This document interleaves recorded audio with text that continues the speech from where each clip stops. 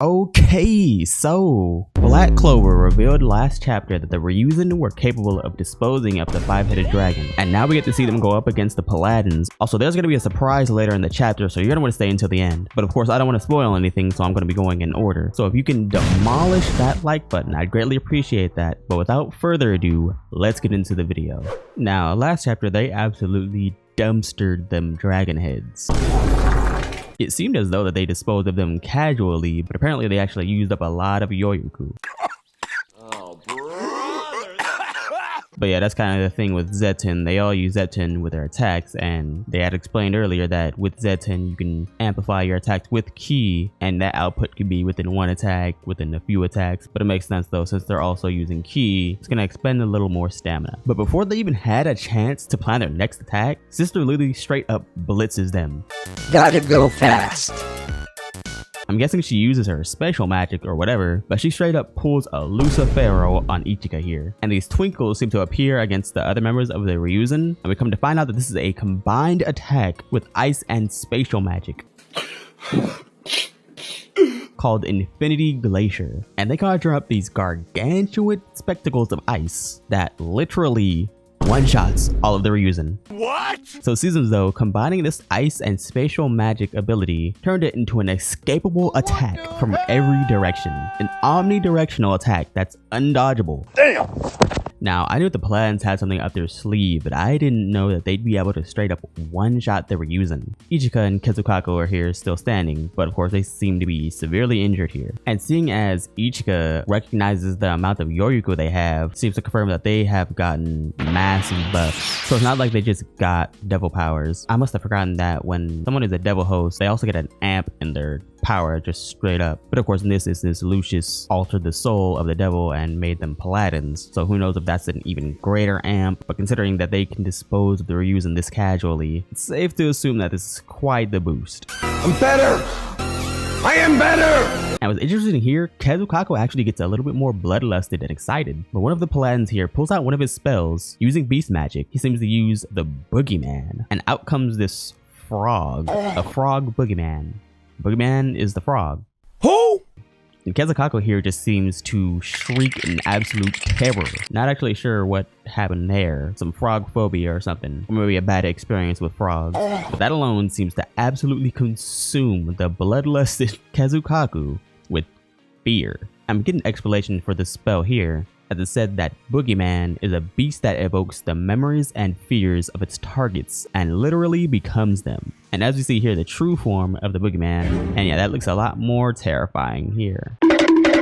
And talk about broken, because considering it does this automatically, you don't necessarily have to do research on your opponent. So you just whip out this boogeyman and you can just evoke fear in your opponent for free. Now that's quite the ace up the sleeve. And the boogeyman transforms again, this time into Ichika's father. Now what's crazy here is she recognizes that she had some trauma in the past involving her father, but of course she's grown past it, you know. Although what's crazy here is she's now seeing memories of the past of, you know, when her father was still around. And this is of course the other ability of the boogeyman, showing Ichika the memories of her past. The pressure is getting worse. Now this here is a huge reveal, because we remember how their father wanted Sugihiro to be the heir of the Yami clan, but of course he refused due to the fact that he didn't agree with how the Yami clan operated. No! But this is of course something we haven't seen yet. So it seems as though they had in their possession an Oni soul pill. And as a Black Clover fan that follows the manga, you'd probably know of the theory of Yami possessing a devil. And it seems as though, as all the other theories that seem to be coming true, this seems to be unfolding in front of our eyes here. Now what's interesting in this instance is that they didn't do the devil ritual. He straight up pulls up a pill. So this pill jacks up their bloodlust and latent yoyoku at an explosive rate. And apparently this secret drug was passed down to their clan for generations. And this is used just straight up trying to convince them to swallow it. Here, come here, swallow this. Here, Yami, take this Percocet. Oh, it's nothing, just this Oni pill that you could swallow and gain powers. Be for real. Who would have known that in the land of the sun that the Yami clan was just passing out perk 30s? Now that is wild. And as they swallow the pill, we also see a glimpse of when the Yami clan was attacked. Although what's different here is, unlike how we remember that supposedly Tsukihiro Yami was the one that attacked the Yami clan, we're seeing it be Ichika. Huh? Now, part of me thinks it's due to the fact that the boogeyman is altering the memories to, you know, make her slip up her mindset and have her distracted. Although it didn't seem to add that they'd alter the memories. But if this is true, I would say that had to be quite the twist. Ichika Yami actually being the one to dispose of her own clan, thinking that it was Tsukihiro Yami that did it the whole time. Now, I do gotta say that this actually would make sense considering the fact that Tsukihiro Yami was the one that fled the village. Although I guess later on we'll have that revealed if Tsukihiro and Ichika ever meet up again. But we see here that their father was actually really proud of seeing that. You know, like, I never thought you'd be this powerful. You really were my kid after all, eh, Ichika? And she's just devastated at the fact. So this whole time in my mind, I thought Tsukihiro was one to dispose of my clan, although it was actually me. Now what's crazy here is the boogeyman is supposed to invoke fear in their opponents, but in this instance, Ichika is being overwhelmed with a sense of guilt that's just freezes her because she's just like, whoa, my whole life I built up this resentment and hatred for my brother. The whole time I was the one responsible. And she's just distraught because she thinks her life was all meaningless. Everything she's built up, all that hatred. And now she's defenseless against the copy of her father because, you know, she just can't think straight. She simply just can't. Now we see here that the ryuzen actually weren't taken out as I thought. It's good to see that they're not going down that easy. Although it does look like that they're severely injured, so I don't know how much more they can really do. But they're saying, we are the guardians of this nation. We cannot afford to fail. Which is true because no one else besides them can really hold a candle to the paladins. Besides, of course, the last two ryuzens that are training Asta himself, and Ryu. But of course, if they go down, then yeah, because I was left as the citizens, and yeah.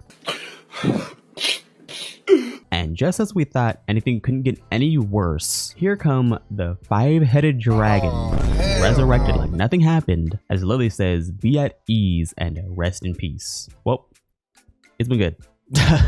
But now, yeah, considering that they use all their yoyoku to dispose of them, and they still have to deal with the paladins. Here we go with the dragon heads back up. Yeah, this isn't looking good. Yeah, this is really looking bad. We don't usually see such bad odds in Black Clover, so this is actually a pretty good breath of fresh air, although the cards are really stacked against them. I ain't gonna lie, this might be a bit much. But of course, just like Tabitha likes to do, at just the right time, the clone of Ichika's father tries to attack, but she is protected by what seems to be her brother, but she wasn't thinking straight. It was actually Asta. Asta coming at the rescue at just the right time. Now, I'm not sure how they finished their training that quickly, but I guess he learned the bare minimum of what he needed, so they're back on the battlefield. Today I got time, cuz. And considering he was with the other two members of the Ryuzen, they should be coming along with Ryu as well. So yeah, it looks like the tides may turn a bit, but I don't know. I think this still might be close because these plans are nothing to be played about, and the dragon heads are back up. So yeah. But as we see here, we have the clone of Yami's father and Asta clashing swords, and he's saying, "What do you think you're doing to my benefactor?" And of course, that is the last page of this chapter. I do gotta say, I am impressed with what the paladins are capable of. At first, I was a little bit worried that the Ryuzen might be too strong and that it wouldn't be a good way to display the paladins debut. Well, I mean, to be fair, the Ryuzen were also debuted as well, but it's like, seeming as the paladins are like kind of the main antagonists under Lucius, it kind of like if they were just disposed of so easily. So yeah, I'm glad that Tabitha handled this way. But yeah, it's starting to look like war now. They are about to be going at it.